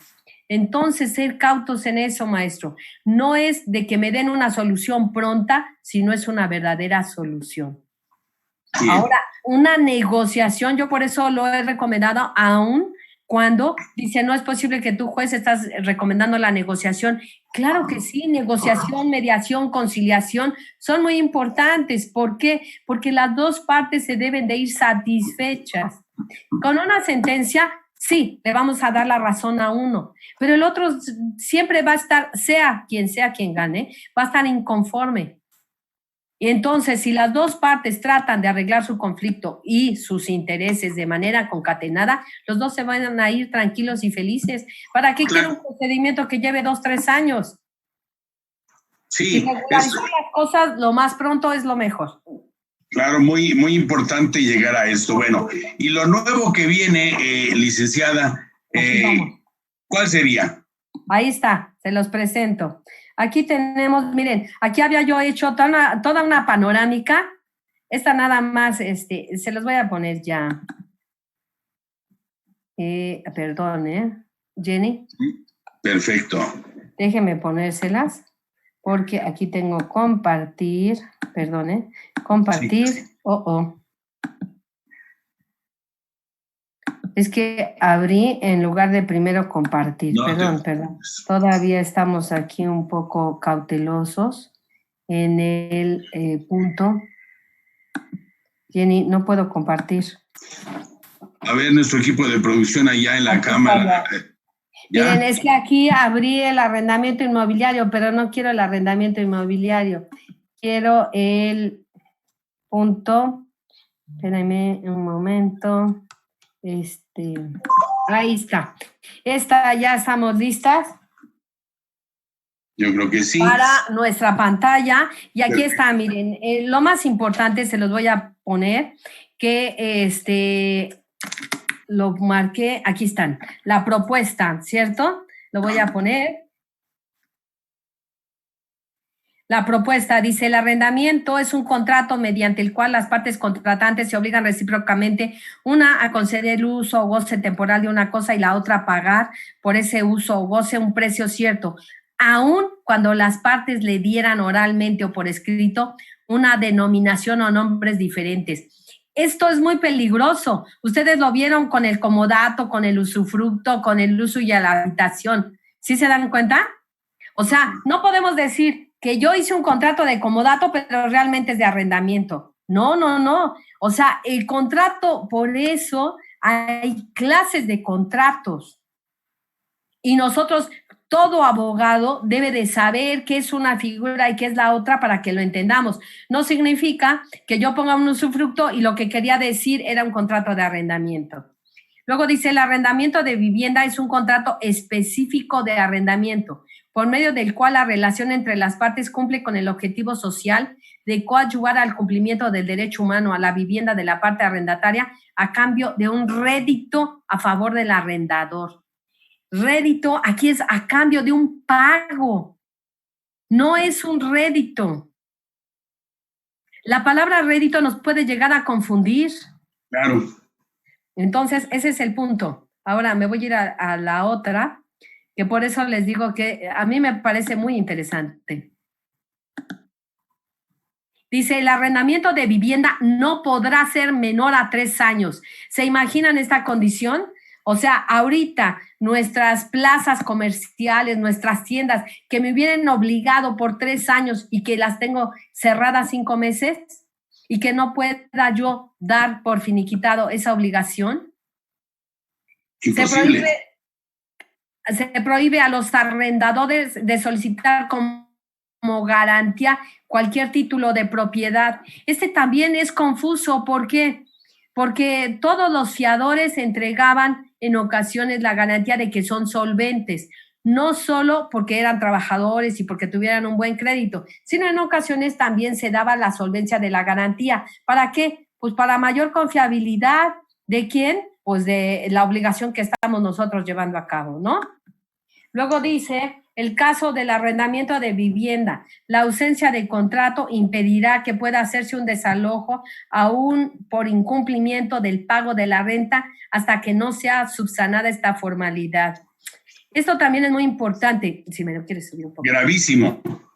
Porque imagínense, o sea que en cualquier momento me puedan desalojar, ya llegaron, ya me sacaron todas mis cosas y resulta que en ese momento estoy pagando, pues digo, ¿qué caso tendría? Sabemos que el contrato de desahucio se tiene que hacer por la falta del pago. Ya no existe ese calificativo, pero nosotros sabemos que es muy importante que llevemos a cabo el cumplimiento de la obligación y no un desalojo. Luego dice, además, dice, perderá su derecho a conservar el depósito en caso de rescisión anticipada del contrato por parte del arrendatario de una cantidad equivalente al mismo en caso del término temporal del mismo. Recuerden, este depósito se ha aplicado por conveniencia de ambas partes, generalmente para continuar con ese 1 mes o 2 meses que les dan de tolerancia para poder desocupar.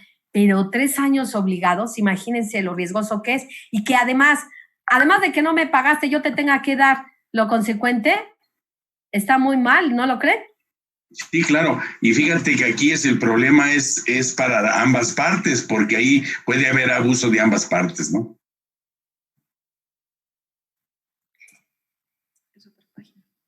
Dice, en caso de ausencia de contrato escrito en arrendamientos de vivienda, se considerará para todos los efectos legales que las partes están en una relación arrendataria de acreditarse la existencia de una ocupación consentida en inmueble propio por parte de un tercero a cambio de una remuneración en dinero en especie.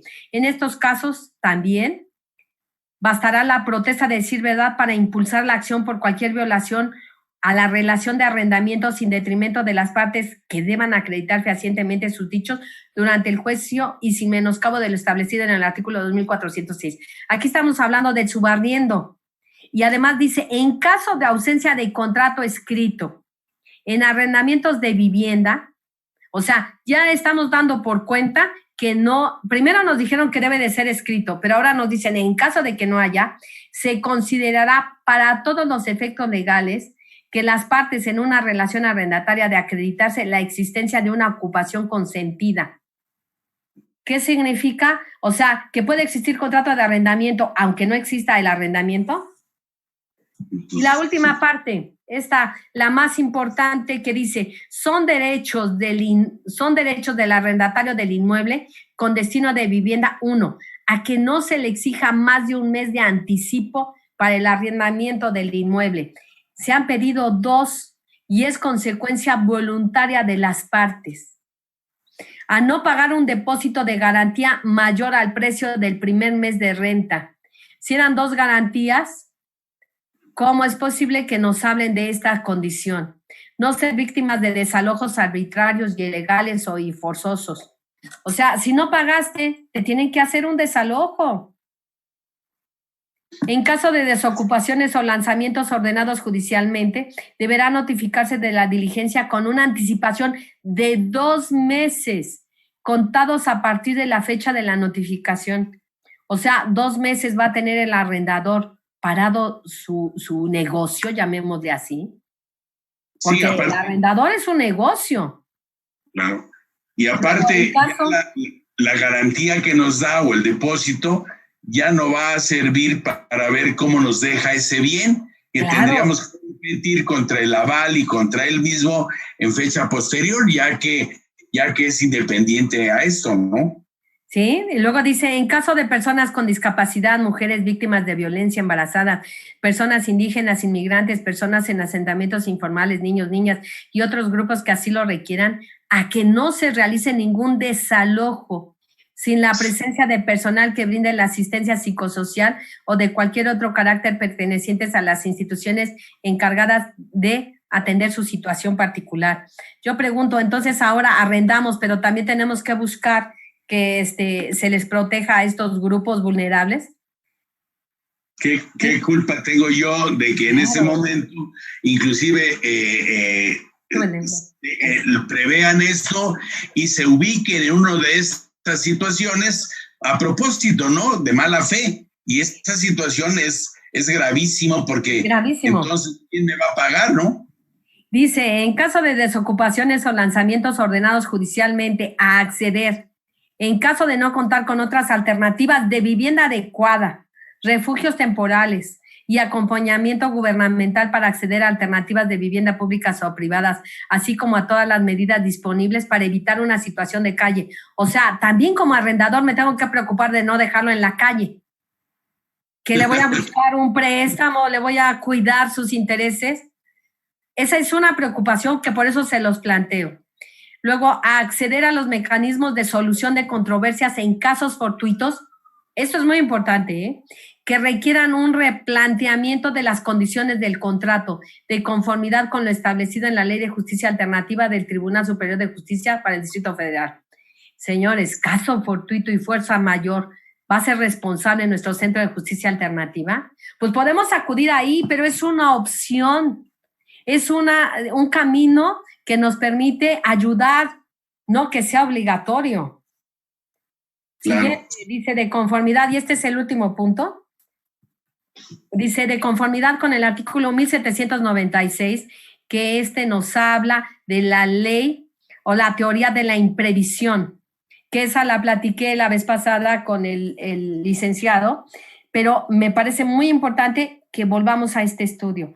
Dice, de conformidad con el artículo 1796 de este código, en caso de emergencia nacional, desastres naturales, declaratorias de emergencia ambiental o natural, así como cualquier otra situación de fuerza mayor, que paralice las actividades económicas e impida al arrendatario el cumplimiento del contrato, podrá solicitar al arrendador la renegociación transitoria o definitiva de las condiciones del contrato de arrendamiento. Sí, pero fíjense muy bien, para estos efectos podrá recurrirse a los mecanismos previstos en la Ley de Justicia Alternativa del Tribunal. O sea, es justicia alternativa, no es, o sea, es un medio y camino de posibilidad, no de cierre.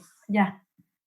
Esto Sí. es principalmente las propuestas que están en la iniciativa de ley, que el día de hoy también vengo a platicarles porque me preocupan demasiado y quiero compartir con ustedes esa preocupación y que ayudemos a una mejora de esa ley, que no es ley, es unas reformas a nuestro Código Civil. Sí, además, esta situación, la pregunta primera sería, primero, ¿tendría que ser desde el punto de vista en cada uno de los estados o sería a nivel federal? Ahorita es una iniciativa en la ciudad, pero si tenemos después nuestro Código Civil Nacional, pues ahí tendría que ser para todos. Miren, aquí hice más o menos un resumen que dice... esta comisión ha presentado estos trabajos, me parece muy importante estudiarlas y hacer observaciones sobre algunos de estos detalles a estudiar considerados como particularidades. Uno, exigir el contrato de arrendamiento es, dijéramos nosotros, poco viable. Claro que debe de existir un contrato, ya dijimos que era formal, por eso la primera plática. Sin embargo, hay ocasiones que es consensual y es una forma verbal, porque imagínense que usted le va a rentar a su hijo el bien. ¿Usted le va a hacer su contrato? Pues no. Yo le pregunto, pues ojalá los hiciéramos de padres a hijos, pero yo creo que muchos hijos a lo mejor se ofenden si usted le dice que le hagamos el contrato, ¿no? Claro. Pero ahora, claro.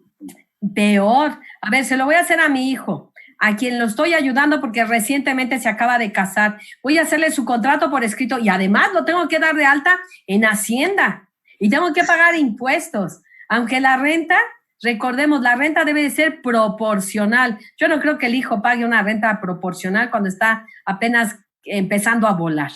Primer punto. Segundo, usted, maestro, tendrá que ir a Hacienda para dar de alta ese contrato, porque si no, no va a ser considerado. Después de ello se pretende que este contrato dure obligatoriamente por 3 años. O sea, su hijo a fuerza tiene que vivir ahí 3 años. Y si no, ¿qué cree? Que cuando tenemos contratos obligatorios y usted no los cumple, tiene que pagar daños y perjuicios. Es un gran problema. Así es un gran problema y tenemos que consensarlo. Después de ello, ¿cómo obligaríamos a que cumpla los 3 años? Luego decimos, este ámbito de entrega de un título de propiedad para garantizar el cumplimiento del contrato se había dado. O sea, el fiador debe de ser alguien con un buen nombre, crédito, imagen y fama. Pero muchas ocasiones con que presentara las escrituras, yo soy dueña de esta casa, pues era confiable y ya no requeríamos nada más. Entonces, es muy importante que nosotros hagamos ese consenso. Luego, es muy importante, en su caso, que en ocasiones damos fianza para el cumplimiento de la obligación o la garantía o el depósito. Se estaba dando por 2 meses. Ahora dicen que solo por un mes y que no exceda de la renta. Pero lo más grave es que esa renta se la tengo que devolver. Yo le tengo que dar 2 meses para que me desocupe y al final de los 2 meses le tengo que devolver su renta. Aunque usted a lo mejor se atrasó en el pago de la renta y no me pagó. O sea, son contradicciones que no pueden ser justificables. No se trata de ser benévolos y protectores para una clase, sí, desprotegida, porque no ha comprado su casa. Sin embargo, la renta debe de ser un aliciente, es un negocio. Pero es un negocio justo en donde equilibre al arrendador y al arrendatario, no inequitativamente. ¿Sí me explicó? Claro. Esa es la situación jurídica que yo quiero, porque yo lo de menos diría, bueno, es de entender la posición que está guardando ahorita los legisladores por cuanto al plano de contingencia. Sí, pero es un plano de contingencia que no quiero que nos pase como la renta congelada, que en lugar de ayudar perjudicó y durante cuánto tiempo estuvo. Porque ahorita son reformas y ¿cuándo vamos a hacer otras nuevas reformas que se ajusten a una realidad?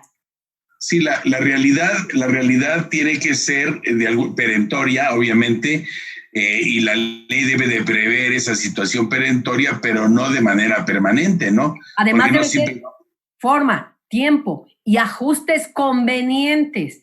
Sí, la teoría de la improvisión, el caso fortuito, la fuerza mayor, pero que sean justificables. Así como yo les dije, mi impermeabilizante, que me digan, sí lo voy a pagar, pero porque era necesario y porque tú no lo habías hecho y yo tenía que tener un uso y disfrute adecuado.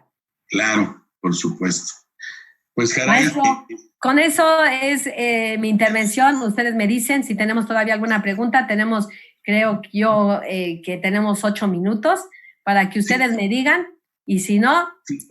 Si tú, si alguno de ustedes quiere abrir su micrófono y hacerle alguna pregunta, obviamente, a nuestra amiga magistrada con relación a todo esto, pues sería conveniente que lo hicieran ahorita, no hay ningún problema, abran su micrófono y con muchísimo gusto, se le dará, obviamente, contestación. Nada más, yo quiero hacer uso de la palabra. Aquí dicen, así no vamos a rentar nada con estas últimas normas. Eso es lo peor. Así lo vamos a hacer y creo que eso está mal, porque la gente, fíjense que en una ocasión, hay por ahí de manera chusca se decía, una madre soltera obligaron a que el arrendador tuviera que tenerla aunque no pagara. Entonces, ¿qué fue lo que hicieron las otras madres? Fíjense muy bien, todas protestaron y dijeron, ya no queremos que se dé una ayuda de esa manera porque ya ninguna de nosotros encontramos casa. Entonces fue la ayuda para una mujer, pero perjuicio para muchas otras y hicieron esa petición de manera loable. Entonces es cierto, tenemos que tener en cuidado esas iniciativas que no nada más perjudican y no benefician. Dice, con la fianza no podemos proteger en caso de que esta iniciativa proceda para poder realizar el desalojo. Estoy de acuerdo. Nos podríamos proteger con la fianza, pero aquí el problema es que recuerden que la fianza no puede ser mayor de 1 mes. Entonces, ¿será posible? O sea, yo, arrendatario, no les pago 2 meses de renta. Yo dejé un depósito de una sola renta. Y la tengo que devolver. Así es. ¿Sí me explicó?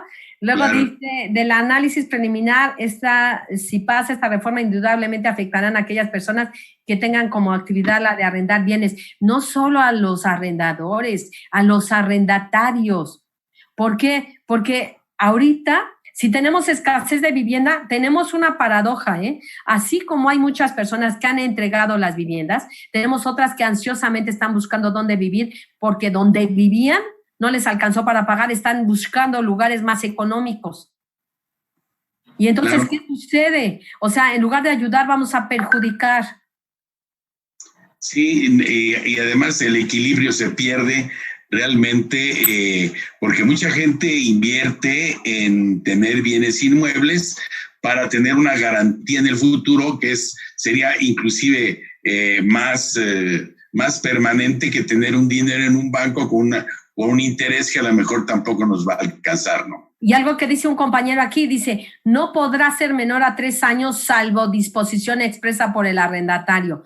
Bueno, entonces el arrendatario es el que tiene la opción, que no son 2 partes las que celebran el contrato, que no son 2 partes las que deberían de estar consecuentes. O sea, yo arrendador estoy obligada a fuerza a dejar vivir 3 años a ese inquilino que no sé cómo se vaya a comportar, y sin embargo él sí puede dar un contrato por anticipado, o sea, de 1 año. Creo que la condición debe de ser igualitaria. Aquí nos da un consejo un buen amigo, dice, no se registra el contrato en el SAT, solo se da de alta la actividad de arrendamiento y se elaboran los CDFI. Saludos. Qué bueno, aquí nos está asesorando un mismo compañero. Él nos puede ayudar en estos puntos. Yo generalmente lo veo con mi contadora y ella es la que lo hace, ¿no? Claro. Ahora, es muy importante que al ser un contrato y es un acuerdo de voluntades, pues resulta que ya una de las características de los contratos, que es un acuerdo de voluntades, pues no se está llevando a cabo, ¿no? Así es. Y luego bien, aquí nos dice otro compañero, lleva 4 meses ya, si lo puede dar de alta, en cualquier momento lo podemos dar de alta, y quizás nos pongan una pequeña penalidad o multa si no lo hicimos, pero yo a la fecha he sabido que siempre se los regularizan y sin imponerle ninguna sanción. Sí, bueno, ya esa obligación de que existe en el CFDI, que es el comprobante, es el poner el número predial del bien que se está dando en otorgamiento de uso o goce, que es la única situación. Y se perdió aquella obligatoriedad de parte de lo que es la tesorería, en aquel entonces tesorería del Distrito Federal, de dar de alta esos contratos, porque pues la verdad es que nadie lo daba o eran muy antiguos, y tenemos un verdadero problema porque la autoridad ahora exige que esté el número predial en el contrato de arrendamiento, pues nada más para que la autoridad sepa también pues ese bien en qué se está caracterizando, ¿no? Así pues, es. Aquí nos dice, nada más otro compañero dice, la pacta sunt servanda. Claro que sí, es muy importante, pero tenemos que ser cautelosos porque estas reformas son las que ya no nos van a dejar una interpretación a las partes del contrato, sino ya son establecidas por la ley. Entonces eso es lo peligroso. Y darlo de alta, pues claro que tenemos que dar de alta el contrato de arrendamiento. ¿Puede pagar el fiador? Sí puede pagar, y una vez que se le dé su recibo, su nota respectiva con todas las anotaciones fiscales, se puede repetir en contra del deudor principal. Claro. Maestro, no sé si usted tenga alguna otra... No, no hay otra pregunta. Obviamente, la licenciada Yanira, ¿quisieras tú hacer algún comentario, maestra? No la escucho, perdón, maestra. No la escucho. Listo. Aquí en el chat, buenos días a todos. Me reintegro con ustedes. Nada más una pregunta que están haciendo las personas que están ahorita en la conferencia. Dice M. Ceballos, me surge la duda, para rentar siempre tramito una fianza. La vigencia es por 1 año y la fianza lo indica. ¿Eso la autoridad lo estaría respetando? ¿La fianza con extinción de dominio ayuda en todo esto? No, la fianza con extinción de dominio no ayuda en eso. 1, y 2, la fianza, de acuerdo a esta nueva innovación, tendría que ser por 3 años. Que eso es lo preocupante, imagínense ustedes. O sea, se supone que es para el arrendatario. Yo pregunto, si yo soy arrendatario, en lugar de pedir una fianza de 1 año para garantizar mi ocupación, tengo que pedir una fianza de 3 años. Ahora, nos dice el compañero muy acertadamente, sí, el arrendatario puede reducir, sí, pero yo arrendador me están obligando a que 3 años yo tenga la apertura para el contrato y que solo el arrendatario sea el que lo puede reducir en tiempo. Eso es lo que yo veo que no es acorde en una igualdad de posturas. Gracias, licenciada. Y hay dos personas que preguntan, es el licenciado Benjamín Díaz y es también Armando Tapia, que nos preguntan cuándo entra en vigor esto que se está comentando. No, apenas es una iniciativa, está en discusión, por eso nos preocupa que se haga una verdadera discusión y un debate, que se ajusten y que se haga lo necesario para reducir aquello que afecta. Creo que está diciéndose por Monreal, ¿no? Así es. Sí. Y aquí comenta Josafat Hernández, también miembro de Cámara de Comercio. Sí, muy afinado en todos sus comentarios. Ok. ¿Qué dice? Dice, no podrá ser menor a 3 años salvo disposición expresa por el arrendatario.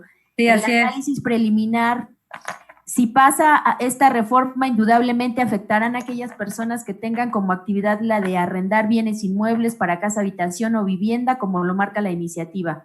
Cosas positivas, el impulsar la solución a través de los medios alternativos de justicia.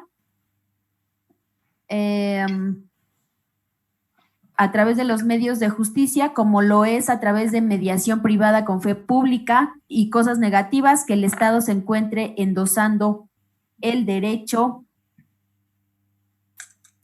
a otras alternativas. Esos mediadores privados certificados son muy importantes. En lugar de un notario que nos podría cobrar, no sé, una cantidad específica más alta, estos mediadores, si las dos partes lo aceptan, pues pueden llegar a un arreglo porque también son certificados. Así es. Muy bien, maestro. Pues a mí me da mucho gusto. Es un placer inconmensurable, sobre todo ese paseo por todo lo que es este contrato de arrendamiento, que realmente muchos de nosotros, yo creo, inclusive de su servidor que supuestamente estudian estas cosas, pues también hay muchas cosas que aprendí el día de hoy, igual que todos nosotros. Te damos las gracias. Al contrario, maestro. Gracias a ustedes. Por tu participación, y bueno, estaríamos en contacto para cualquier otra situación, y yo creo que nos podríamos poner a tus órdenes para esto que quieres tú, que existan consensos y poder nosotros, por medio de la Cámara, porque a eso es una de nuestras obligaciones, pues tratar de que sea más equitativo toda la nueva legislación y no que sea de una sola fase como se pretende, y que sea autorizado en forma de fast track, o sea, obligatorio, por cómo está la situación ahorita en la parte legislativa, ¿no? Así es, maestro. Muchísimas gracias. Gracias. Y obviamente le doy la palabra a la maestra Deyanira para que nos dé nuestro cierre y lo conducente a lo que son estos programas. Te agradecemos muchísimo tu tiempo, que es, obviamente sé que es muy complicado, porque tú sigues trabajando, como platicamos ayer. Te trajiste maletas del juzgado para poder seguir trabajando, ¿no? Así es. Bien. Muchísimas gracias. Gracias a todos. Esta oportunidad es grande para mí, sobre todo de poder platicar, como lo dijo la maestra Deyanira, de manera coloquial, abierta, con un lenguaje más sencillo, sobre todo de entendimiento y de interés general. Que hagamos de nuestra justicia lo que debe de ser, y del derecho la consagración de un verdadero camino, con principios, valores, pero igualdad de oportunidades para todos. Muchas gracias.